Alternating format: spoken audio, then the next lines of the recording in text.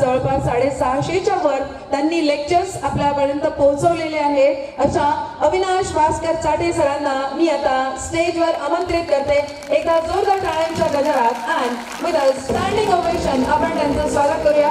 उभं राहून आपण अविनाश चाटे सरांना स्टेजवर वेलकम करणार आहोत. अविनाश भास्कर चाटे. बचपन में जब भी ठोकर लगती तो माँ कहती अगला कदम ध्यान से, ध्यान हमेशा अगले कदम पे होना चाहिए.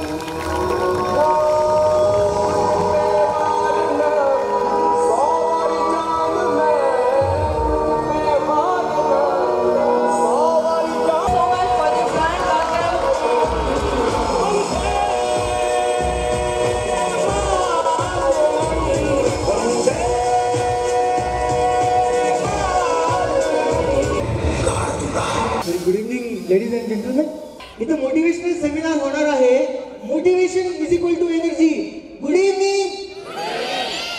ठीक आहे, आता ठीक आहे. विनिंग एज पुस्तकाचं लॉन्चिंग केलं. पुस्तकाबद्दल सांगायचं असेल तर 13 टूल्स त्याच्यामध्ये लिहिलेले आहेत. 13 टूल्स त्याच्यामध्ये मेन्शन केलेले आहेत, जे आपण जर लाईफमध्ये इम्प्लिमेंट केले तर सक्सेस पासून आपल्याला कोणीही रोखू शकत नाही, ही माझी गॅरंटी आहे तुम्हाला. आज सेशनमध्ये विनिंग एज पुस्तकामधूनच काही कंटेंट मी घेतलाय, काही कॉन्सेप्ट मी घेतलेत आणि आज तुम्हाला इथे मी ते कॉन्सेप्ट देऊन जाणार आहे. त्या सक्सेसची चावी मी तुम्हाला देऊन जाणार आहे.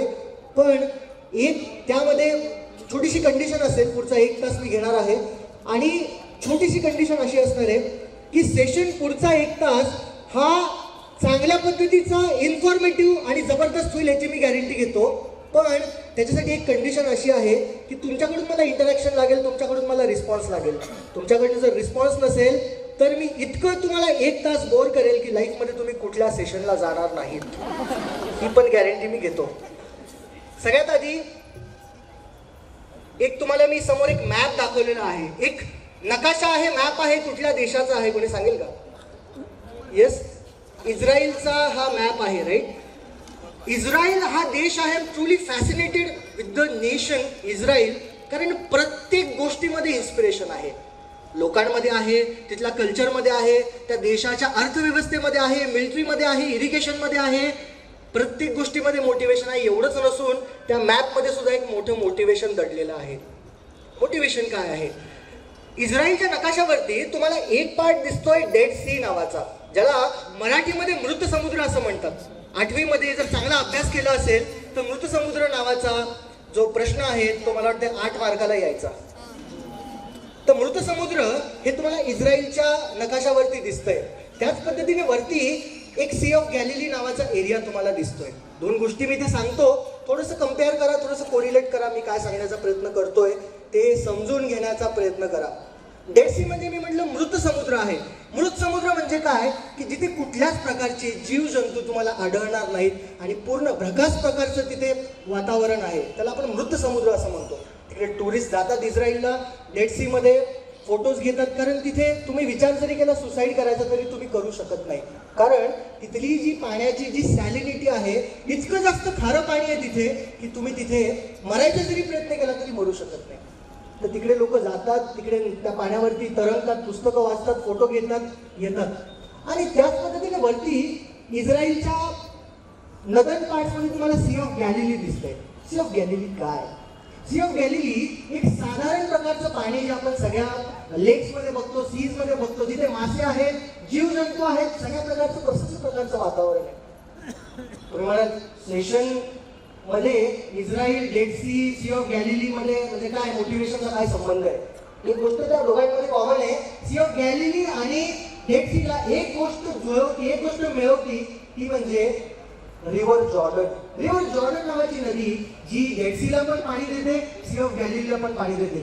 समान प्रकारचं पाणी असताना सुद्धा 2 कंडिशन कशा विपरीत आहेत, अपोजिट आहेत, कशा डिफरंट आहेत. पाणी तेच रिव्हर जॉर्डनचं एका ठिकाणी भकास वातावरण आहे, एका प्रकारे प्रसन्न वातावरण आहे. त्याच पद्धतीने इथे सगळे बसलेले स्टुडंट्स आहेत, त्या लातूरमध्ये असतील, महाराष्ट्रामध्ये असतील, भारतामध्ये असतील, जगामध्ये असतील. मला असं वाटतं की प्रत्येकाला देवाने समान प्रकारच्या अपॉर्च्युनिटीज दिलेल्या आहेत आणि समान प्रकारचे चान्सेस आपल्याला मिळतात. आपण त्याला कसं आपल्या लाईफला आपण मोल्ड करतो ते फार इम्पॉर्टंट आहे. सेशन मी तुम्हाला सांगितलं, पुढचा 1 तासाचं सेशन हा मी काही तुम्हाला टूल्स देणार आहे. आणि जर तुम्ही स्टॅग्नंट जर झालात, म्हणजे अशी जर मेंटॅलिटी घेऊन बसलात की यार मला सगळं माहिती आहे, मी खूप शहाणा आहे, हा कोण अविनाश चाटे मला सांगणार, अशा प्रकारची जर मेंटॅलिटी असेल तर नुकसान तुमचं, तुम्ही स्टॅग्नंट होणार, डेड सी होणार. Learning should never stop. म्हणजे आपण जोपर्यंत जीवित आहोत तोपर्यंत लर्निंग आपल्या थांबल्या नाही पाहिजे. आणि म्हणून मी सगळ्यात आधी पहिली सूचना देतो की तुम्हाला सी ऑफ गॅलिली इतिहास बनायचंय, प्रसन्न व्हायचंय, फ्लरिश व्हायचंय, सक्सेसफुल जर व्हायचं असेल ना, तर लर्निंग ही आज इथून घेतलीच पाहिजे. तर सगळे रेडी आहे तिथे लर्निंग घ्यायला. मला बरेचदा प्रश्न विचारले जातात की सर टेक्नॉलॉजी एवढी बदलतीये, काय एवढा बदलतोय, एक्झॅक्टली आम्ही काय केलं पाहिजे. मी आज सकाळी ऑफिसला होतो लातूरच्या, तिथे मला एक स्टुडंट भेटायला आला होता. तो मला म्हणत होता की सर खूप जास्त कन्फ्युजन आहे, मला कधी वाटतं हे करावं. मला आले तो म्हणला की सर मला बिझनेस करायचा आहे, मला लोक हँडल करायचे, मला लोक रिक्रूट करायचे, मला कोणाच्या हाताखाली काम करायचं नाही. आणि मग मी त्याला कॉंग्रॅच्युलेट केलं, त्याला चांगलं सांगितलं. आणि बरोबर 10 मिनिटाने, बघा त्याचा प्रश्न काय होता, 10 मिनिटाने तो म्हणला की सर गेट करू का. काय म्हणलं, 15 मिनिटापूर्वी मला म्हणतोय की बिझनेस सुरू करायचा आहे आणि 15 मिनिटांनी मला म्हणतोय की परत गेट करायचं, मी करू शकतो का. Lot of confusion is there. बरोबर आहे कन्फ्युजन सगळ्यांमध्ये, कन्फ्युजन आहे. कन्फ्युजन जर असेल तर बघा करिअर कसं सिलेक्ट करायचं, मी तुम्हाला एक छोट्याशा एक्झाम्पल्सने आणि छोट्याशा काही कॉन्सेप्टने मी तुम्हाला सांगतो. फ्युचरचा विचार केला पाहिजे. फ्युचरचा विचार कसा केला पाहिजे. फ्युचर बघितलं एवढं जबरदस्त टेक्नॉलॉजीने बदलतंय. सेशन चालू व्हायच्या आधी आर्टिफिशियल इंटेलिजन्ससाठी एक व्हिडिओ चालू होता. एवढं काळ बदलणार आहे पुढच्या 10 वर्षामध्ये. People who are not updated will be outdated. I repeat, people who are not updated will be outdated. ज्या लोकांचे जॉब्स रिपीटेटिव्ह आहे ते लोक रिप्लेस होतील रोबोट्सने. असे नाना प्रकारचे रोबोट्स आले. टेक्नॉलॉजी इतकी वाढली आहे ना की जे रिपीटेटिव्ह जॉब्स आहेत ते सगळे रिप्लेस होतील. तुम्ही बघा टेस्ला कंपनीने ड्रायव्हरलेस कार आणल्या, म्हणजे कारमध्ये ड्रायव्हर नाही आहे, कार ऑटोमॅटिकली चालते, म्हणजे ड्रायव्हरचे जॉब्स गेले. तुम्ही बघा हाऊसकीपिंग मध्ये किती प्रकारचे वेगळे जॉब्स नवीन जात आहेत टेक्नॉलॉजी आल्यामुळे. अशा समान पद्धतीचं वातावरण 1990 साली होतं ज्यावेळेस कम्प्युटर्स भारतामध्ये आले. असं मानलं जात होतं की कम्प्युटर्स आले म्हणजे जॉब गेले. असं होत नाही. कम्प्युटर्स आल्यानंतर जॉब्स वाढले, ई कॉमर्स वाढलं, स्किल सेट्स वाढले, लोक रिक्रूट करण्याच्या पद्धती बदलतात. त्याच पद्धतीने फ्युचरचा विचार केला पाहिजे. 10-20 वर्षाने लोक कसे असतील मार्केटमध्ये, कशा प्रकारचे टॅलेंट लागतील. मी तुम्हाला सांगतो फक्त 2 प्रकारचे लोक सस्टेन होतील. I repeat, only 2 type of people will be sustain in tomorrow's market. पहिले प्रकारचे लोक जे काहीतरी इनोव्हेट करू शकतात. Paytm is a innovation, PhonePe, Google pay, की चला काहीतरी आपण इनोव्हेट करू आपला ब्रँड. जे लोक इनोव्हेट करू शकतात, दिस पीपल विल मेक इम्पॅक्ट पुढच्या 10 वर्षामध्ये. आणि दुसऱ्या प्रकारचे लोक जे बोलू शकतात, ज्यांच्यामध्ये लिडरशिप आहे, ज्यांची कम्युनिकेशन स्टाईल चांगली आहे, जे लोकांना हँडल करू शकतात, त्याला आपण पीपल स्किल असं म्हणतो. तर मला तुम्हाला हा प्रश्न विचारायचा आणि तुम्हाला सांगायचंही आहे की जर तुमच्यामध्ये इनोव्हेशन करण्याची ताकद असेल then you are the winner. तुम्ही सस्टेन होणार मार्केटमध्ये. आणि जर तुमच्यामध्ये पीपल स्किल असेल तरी तुम्ही इम्पॅक्ट होणार. आणि बाकी सगळ्या प्रकारचे लोक जे कॉमन स्किल सेटचे आहेत, सेम प्रकारचे स्किल सेट आहेत, ते रिप्लेस होतील रोबोट्सने. म्हणून आता अलार्म वाजलाय तर आपल्याला स्नूज बटन दाबायचं नाहीये. स्नूज बटन दाबतो ना आपण, स्नूज बटन न दाबता त्याच्या मागे आपण पळालो पाहिजे. म्हणजे EQ IQ मध्ये बोलत असताना मला हा कॉन्सेप्ट खूप जास्त तुम्हाला सांगावासा वाटतो. अप्रेंटिसशिप, म्हणजे अप्रेंटिसशिप किती लोकांना माहिती आहे. इंटर्नशिप, अप्रेंटिसशिप किती लोक आहेत इथे. ओके, एक 30-40% लोकांना अप्रेंटिसशिप म्हणजे काय माहिती आहे. अप्रेंटिसशिप म्हणजे आपण जे कॉलेज नंतर काही दिवस विदाऊट सॅलरी किंवा स्टायफन बेसवर काम करतो ते अप्रेंटिसशिप झालं तुमच्या जॉबचं, करिअरचं. अप्रेंटिसशिप ही आपल्या करिअरमध्ये असतेच असते, आपल्या लाईफमध्ये पण असते. तुम्ही करिअर संपल्यानंतर गडबड करू नका. तुम्ही करिअरच्या शेवटी 3ऱ्या-4थ्या वर्षाला आहात तर लर्निंगवरती फोकस करा. Pain plus reflection is success. आपल्याला त्रास नको आहे, आपल्याला शिकायचं नाही आहे काहीतरी नवीन आणि आपल्याला वाटतं की सगळं आपल्याला रेडीमेड मिळालं पाहिजे. In that way you will not sustain. Apprenticeship is the की. म्हणजे पुढचे 10 वर्ष हे शिकण्याचे असं जर ठरवलं ना तर मी तुम्हाला सांगतो की यू विल बी मास्टर्स. कारण कंपनी जसे की ओला, फ्लिपकार्ट अशा कंपनीच्या इमर्ज झाल्यात ना, ह्या कंपनीचे जे ओनर आहेत जर तुम्ही बघितलं तर हे आधी फ्लिपकार्टचे ओनर आधी ॲमेझॉनमध्ये काम करायचे, ओलाचे जे ओनर्स आहेत ते आधी उबरमध्ये काम करायचे. डिरेक्टली जाऊन त्यांनी काही सुरू नाही केलं, त्यांनी अप्रेंटिसशिप केली आधी. अप्रेंटिसशिप म्हणजे तुम्ही लर्निंगवरती फोकस करा. बिकॉज असं म्हटलं जातं की सक्सेसफुल तुम्ही होणार असाल ना तर त्याला 10 years ऑफ सायलन्स असतं. 10 वर्ष तुम्हाला सतत मेहनत करायची असते, 10 वर्ष तुम्हाला कॉन्स्टंटली मेहनत करायची असते. Then you become legend or you become successful. ते सांगत असताना ही छोटीशी स्टोरी मला तुम्हाला सांगावीशी वाटते. खूप जुनी स्टोरी आहे पण खूप सुंदर स्टोरी आहे. एक मूर्तिकार असतो आणि तो मूर्ती बनवण्यामध्ये खूप जास्त काय म्हणतो आपण त्याला स्किलफुल असतो आणि खूप हुशार असतो. लोक त्याच्याकडे येतात, मूर्तीसाठी ऑर्डर देतात आणि मूर्ती घेऊन जात असतात. एक सुंदरशी त्याला अशी ऑर्डर येते, गणपती गणेशाची एक मूर्ती बनवण्याची त्याला ऑर्डर येते.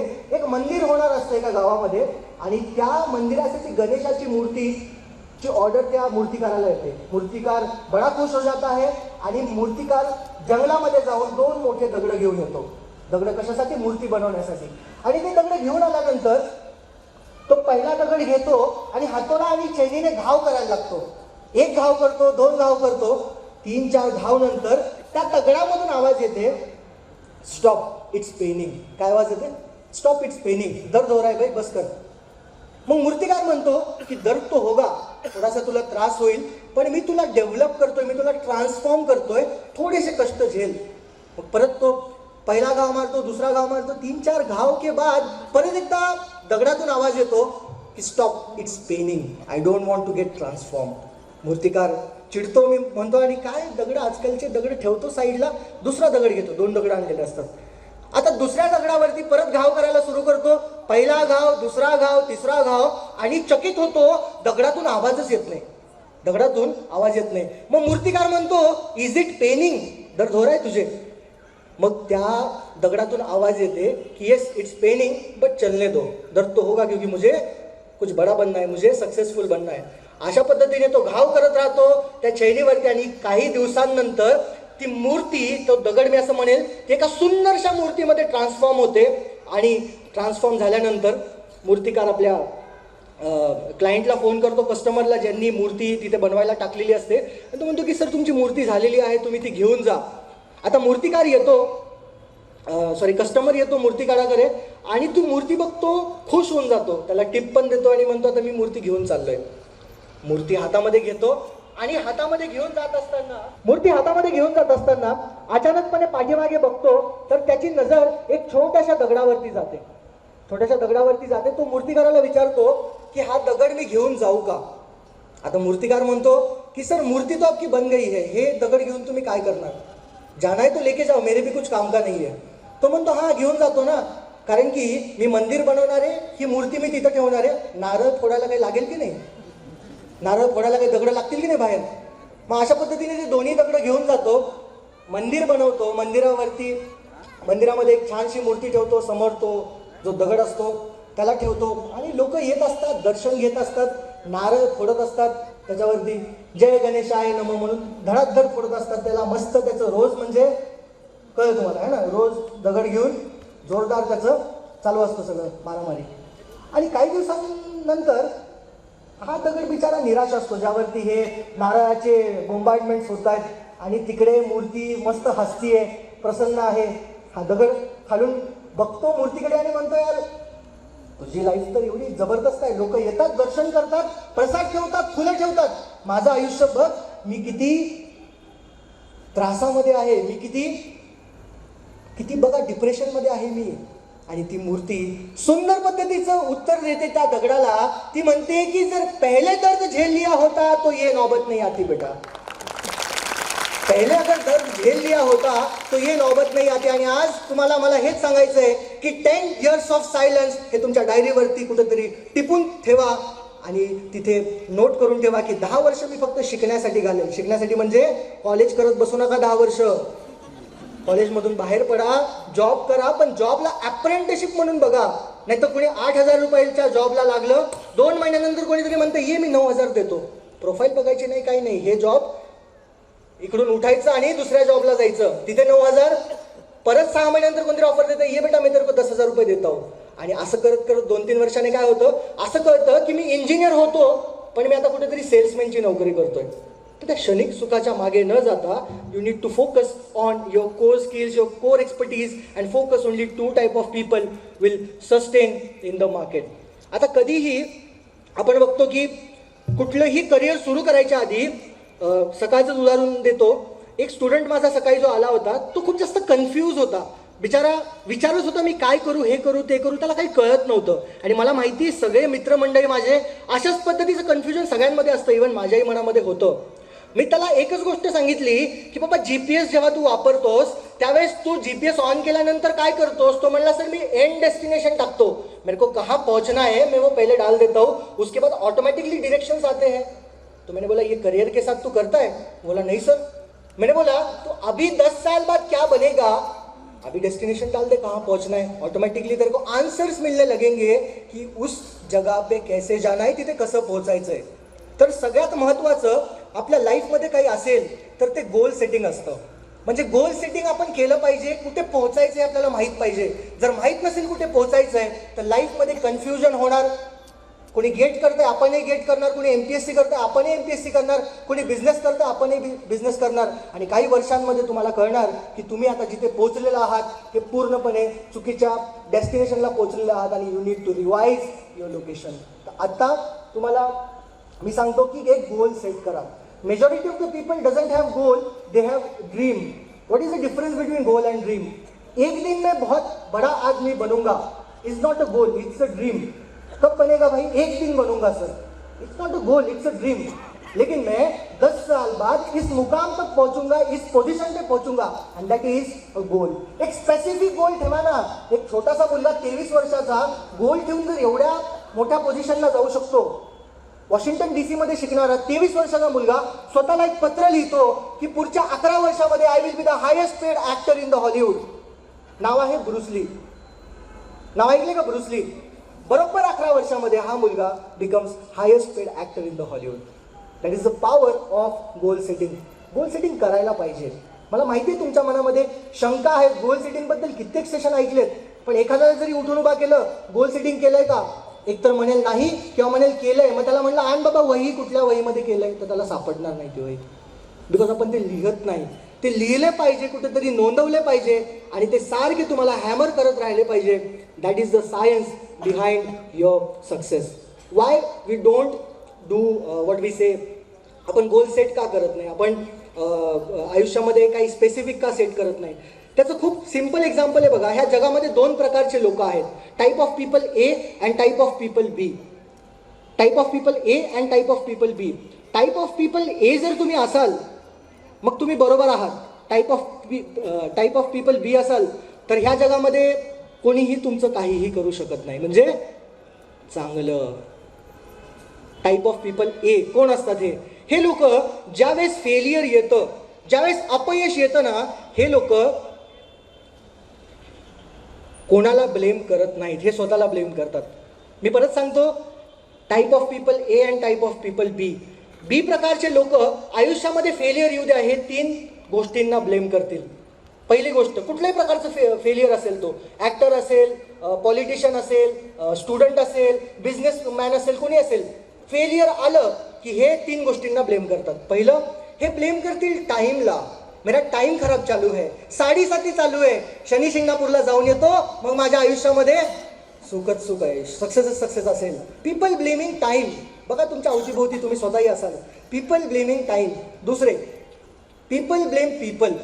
पीपल ब्लेम पीपल म्हणजे तू माझ्यासोबत आहे म्हणून तू पनौती आहेस, तू माझ्यासोबत आहेस म्हणून माझं काही होत नाही. People blame people. बघा नवरा बायको असतील तर बघा, है ना, थोडं पीपल ब्लेम पीपल. आणि तिसरं, पीपल ब्लेम मार्केट. मार्केटला ब्लेम करतील. अरे मी लातूरमध्ये माझं शिक्षण झालं, मराठवाड्यात झालंय, मराठी मीडियममध्ये झालंय, मी दिल्लीला असतो तर हे केलं असतं, मी इथे असतो तर ते मार्केट. Blaming market. एक दुकान टाकलं इथे चालतच नाही हो, मार्केट बकवास आहे. अरे तुम्हाला करता येत नाही ते सांगा ना. You should blame your self. Anything. ह्याला आपण म्हणतो की ऑप्टिमिस्ट आणि पेसिमिस्ट. मी तुम्हाला पुढे घेणार आहे, मला त्याच्या नंतरच आहे ते. पहिले ह्या गोष्टीवरती येतो, फिअर ऑफ फेलियरवरती, की तुम्ही सेट का करत नाही. आपण गोलबद्दल बोलत होतो. गोल तुम्ही सेट का करत नाही. त्याचं रिझन आहे की भीती वाटते. कुछ खोने का डर, फेलियर का डर. मला एक सुंदरशी स्टोरी आठवते. आपल्या वीरेंद्र सहवाग किती लोकांना माहिती आहे? वीरेंद्र सहवागला एक मस्त इंटरव्ह्यूवरने विचारलं होतं की सर तुम्हाला सगळ्यात जास्त भीती फास्ट बॉलर्सची वाटते का स्पिनर्सची वाटते? मग वीरेंद्र सहवाग म्हणला होता की मला फास्टर्सची खूप जास्त भीती वाटते आणि सगळ्याच बॅट्समॅनला ऑलमोस्ट फास्टर्सची जास्त भीती वाटते. सहवाग सांगतो की आधी त्याला खूप जास्त शोएब अख्तर नावाच्या बॉलरची भीती वाटायची. शोएब अख्तर फास्टेस्ट, रावळपिंडी एक्सप्रेस, सगळ्यात फास्टेस्ट बॉलरची मला भीती वाटायची. पण मी एक दिवस विचार केला की ॲज अ बॅट्समन जर मी प्रत्येक पहिला बॉल माझ्या क्रिकेट इनिंगचा जर मी बाउंड्रीच्या पार लावला तर कदाचित ते त्याच्यावरती बॉलरवरती पण ते प्रेशर येऊ शकतं. आणि तुम्ही बघा 2011ची जी टुर्नामेंट आहे वर्ल्ड कपची, त्याच्यामध्ये सहवागचा प्रत्येक पहिला बॉल तो बाउंड्रीच्या पार लावायला बघतोय. बघितलं का मॅचेस? पहिल्या बॉलला त्याची बाउंड्री, हे म्हणजे त्याचं ते सिग्नेचरच झालं होतं. What is that? Fear of failure. Fear of failure आल्यानंतर आपण घाबरतो आणि काहीच करत नाही, असे लोक यशस्वी होत नाहीत. जे लोक फिअर ऑफ फेलियर आल्यानंतर त्याला बी प्रिपेअर म्हणून बघतात. तयार हो जाओ, तयार हो जाओ, म्हणजे तयारी करो, फेलियर आने वाला है, असं करतात ना. जसं की सहवाग, शोएब अख्तर आने वाला है, पहली बॉल को बाउंड्री मार दो, तयार हो जाओ. Are getting my point? Be prepare. Be prepare हा मेसेज तो फिअर ऑफ फेलियर देत असतो. आणि ज्याही वेळेस तुम्हाला अपयशाची भीती वाटेल, फेलियरची भीती वाटेल, एक गोष्ट मी तुम्हाला सांगतो की त्यामध्ये तुम्ही बी प्रिपेअर हा मेसेज शोधा आणि त्याच्या तयारीला लागा, त्याला तुम्ही काढून टाकण्याचा प्रयत्न करा. तुमच्या समोर 3 एक्झाम्पल्स आहेत. इंटरेस्टिंग वाटतात का 3 एक्झाम्पल्स? सगळे वेगळ्या वेगळ्या प्रकारचे एक्झाम्पल्स आहेत.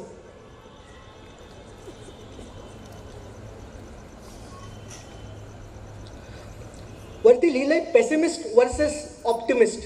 ऑप्टिमिस्ट कोण आणि पेसिमिस्ट कोण? मी आताच सांगितलं, जे लोक एक्सटर्नल फोर्सेसवरती ब्लेम करतात ते असतात पेसिमिस्ट. जे लोक आपल्या स्वतःच्या प्रॉब्लेम्सवर फोकस करतात, स्वतःला ब्लेम करून स्वतःमध्ये सुधार आणतात, ते असतात ऑप्टिमिस्ट.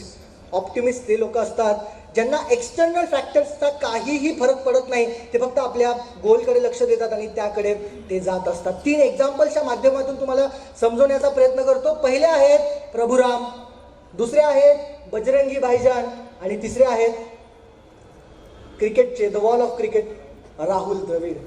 प्रभुराम मायथॉलॉजिकल स्टोरीजमधून येतात. बजरंगी भाईजान एक कॅरेक्टर आहे बजरंगी भाईजानच्या त्या मूव्हीमधलं, आणि तिसरं Rahul Dravid.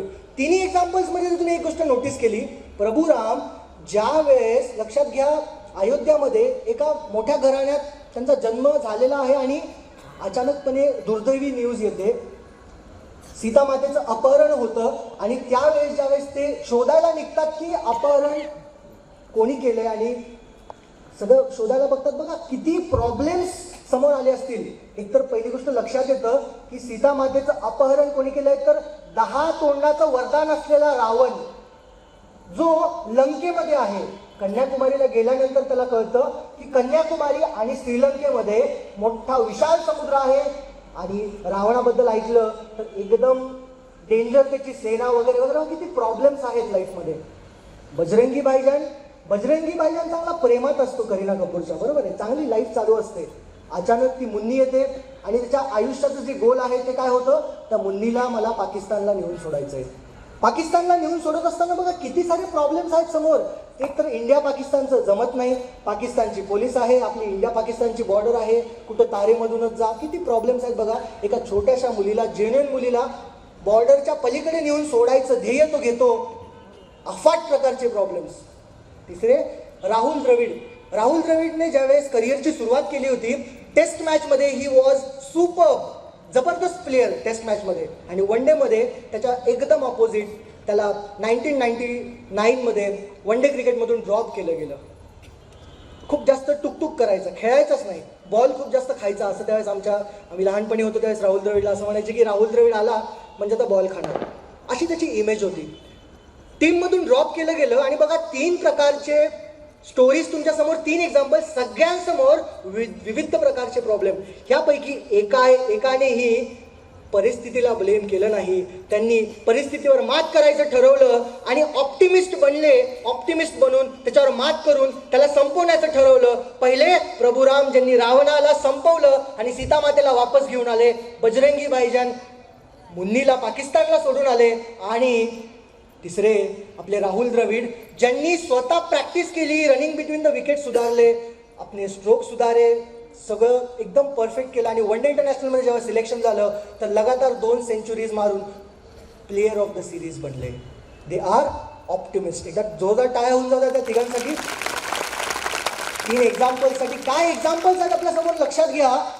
If you are a pessimist नेहमी म्हणतो तीन गोष्टी तो एक्सप्लेनेटरी स्टाईलमध्ये म्हणतो. समजा एखादी चुकीची घटना झाली तर पहिले तो म्हणतो की हे पर्सनल आहे, हे माझ्यासोबतच होतं नेहमी, हे माझ्यासोबतच होतं नेहमी. ऐकले तुम्ही असे लोक? These are pessimist. दुसरं ते म्हणतात की हे परवेजिव्ह आहे, हे माझ्यासोबतच होतं आणि हे सारखं होतं, माझ्यासोबतच होतं आणि सारखं होतं. तिसरं जे से इट इज परमनंट, हे माझ्यासोबतच होतं, सारखं होतं आणि ह्याचं माझं जिंदगी अशीच जाणार आहे, माझी जिंदगी अशीच जाणार आहे, ही परमनंट आहे, doesn't have any solution. But who are the optimist? They say की हे टेम्पररी आहे, ह्याचं सोल्युशन आहे आणि ह्या परिस्थितीवरती मी मात करून सक्सेस मिळवू शकतो. These are optimist.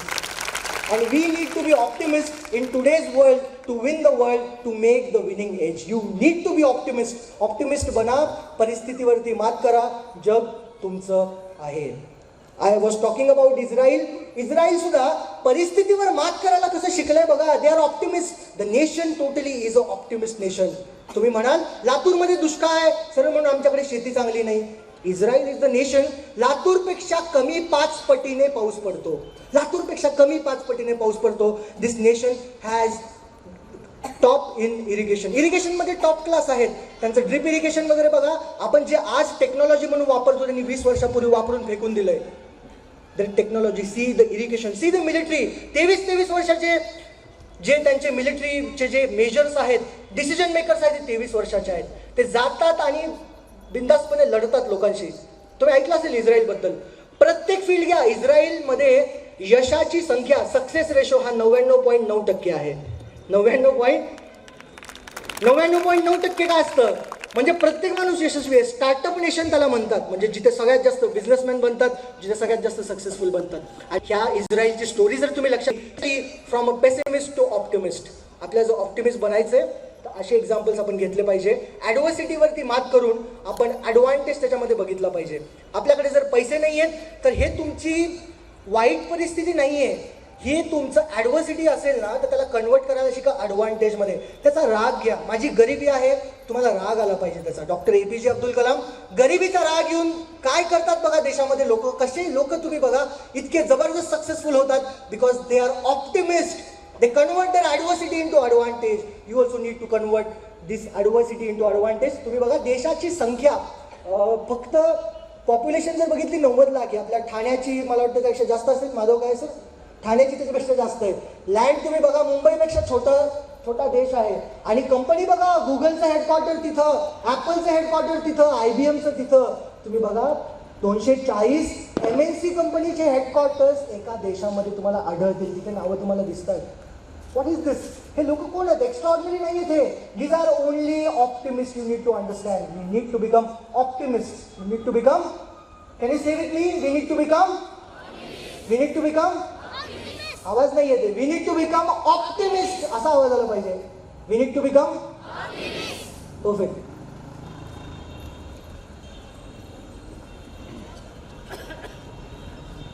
आता येतो सेल्फ बिलीव्ह ह्या टॉपिकवरती. सेल्फ बिलीव्ह काय असतो? आपलं जे माइंड आहे हे कॉन्शियसली आणि सबकॉन्शियसली काम करत असतं. कसं सांगतो? छोट्याशा एक्झाम्पलमध्ये. तुम्ही सगळ्यात आधी ड्रायव्हिंग करायला शिकला, 2 व्हीलर 4 व्हीलर शिकला असाल सगळ्यांनी. 2 व्हीलरचा पहिला दिवस आठवा ज्यावेळेस तुम्ही 2 व्हीलर ड्राईव्ह करत होतात. अरे गेट पडेल आणि क्लच जास्त सुटेल माझं. आणि यू वॉज व्हेरी वरीड, कोणाला धडकतीये, काय होतंय. And you was in to the conscious mind. तुम्ही एकदम कॉन्शियसली सगळं बघताय. आता काय, आता मोबाईल एका काढाला आणि दुसऱ्या हातात गाडी. बरोबर आहे. How this happens, how this magic happens, understand. This works on the concept of conscious and subconscious mind. एका काळानंतर ती गोष्ट तुमची हॅबिट बनून जाते. ती गोष्ट त्यानंतर तुमची हॅबिट बनल्यानंतर सेल्फ बिलीफमध्ये कन्वर्ट होते. सेल्फ बिलीफचे काही उदाहरण देतो तुम्हाला लक्षात येईल. सेल्फ बिलीफ काय? एक ब्रिटिश ऑलिम्पिक कोच होता हॅरी अँड्रीव नावाचा. हॅरी अँड्रीव नावाचा कोच आहे. त्याने एका पेपरमध्ये स्टेटमेंट देऊन टाकलं. आला प्रेस कॉन्फरन्स घेतली. कधी घेतली? 1903ला. प्रेस कॉन्फरन्समध्ये सांगून टाकलं की मी या ऑलिम्पिकचा बाप आहे, मला सगळं कळतं. 1 मैल जर तुम्हाला पळायचं असेल तर 4 मिनिटं तुम्हाला लागतातच लागतात. आणि पेपरला सगळीकडे ठणठणीत न्यूज आल्या की एक मैल तुम्हाला धावायला 4 मिनिटं लागतात रे बाबा. ऑलिम्पिकचे सगळे प्लेयर्स, कोणी जोरात पळायचा प्रयत्न करायचा, दुसरा सांगायचा अरे रिलॅक्स, 4 मिनिटं तो लगता आहे. पण एक त्याच्यामध्ये असा डॉक्टर होता, हॅरी अँड्रू पण डॉक्टर आहे, दुसरा पण डॉक्टर होता, त्याने ऐकलंच नाही. तो म्हणला की मी काय ऐकत नाही, मला काही सेल्फ बिलीफ बसत नाहीये. आणि त्याने काय केलं, 1954ला 1 मैल पळण्यासाठी 3 मिनिटं 59 सेकंड्स आणि 4 मिलीसेकंड्समध्ये हा रेकॉर्ड तोडला. मी काय सांगण्याचा प्रयत्न करतोय त्याचं सायन्स लक्षात घ्या. पहिलं स्टेटमेंट आलं 1903 साली. 1903 में पहला स्टेटमेंट आया.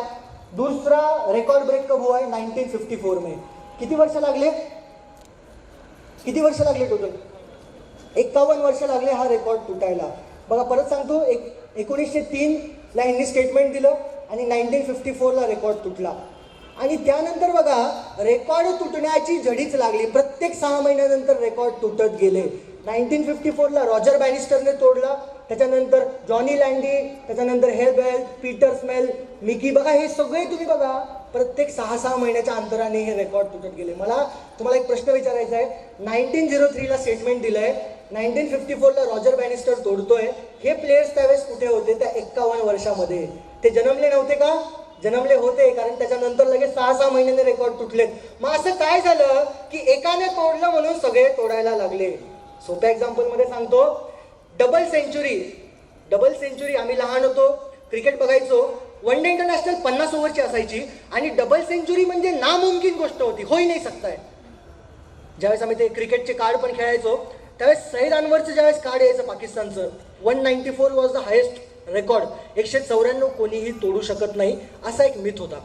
बरोबर तुम्ही बघा 2963 मॅचेस पर्यंत हा रेकॉर्ड जशाच्या तसा होता.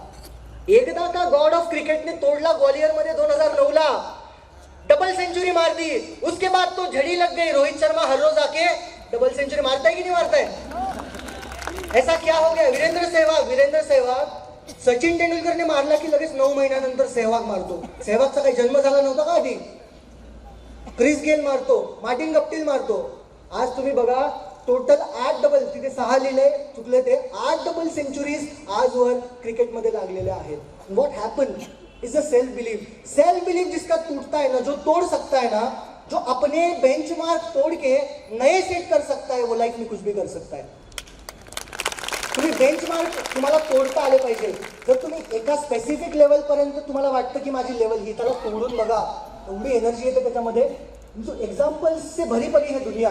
बघा ली दी फॉरेस्ट, त्यांनी सांगितलं 1955ला चंद्रावरती कुठलाच मनुष्य कधीच जाऊ शकत नाही. एक माणूस ऐकलं नाही, कोणाचंच ऐकलं नाही आणि आपली बॅग बिग पॅक करून 1969ला जातो, चंद्रावरती पहिलं पाऊल ठेवतो नील अँडस्ट्रॉम. आता 1969 नंतर असं काय झालं की प्रत्येक वेळेस कोण ना कोणी चंद्रावरती चाललंय. आता एलॉन मस्क तर इथून रॉकेट काढतायत, इथे बसायचं, आपण तिकीट घ्यायचे आणि तिकडे वेकेशन करून वापस यायचं.